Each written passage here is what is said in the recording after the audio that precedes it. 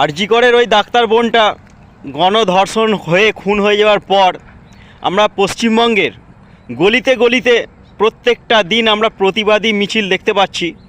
শুধু পশ্চিমবঙ্গ নয়, গোটা ভারতবর্ষ জুড়ে কোথাও না কোথাও প্রত্যেকটা দিন মিছিল বের হচ্ছে। শুধু ভারতবর্ষ বলাটাও আবার ভুল হবে, গোটা পৃথিবী জুড়ে, পৃথিবীর বিভিন্ন প্রান্ত থেকে সব মানুষ গর্জে উঠছে এই আরজি কর কাণ্ডকে কেন্দ্র করে।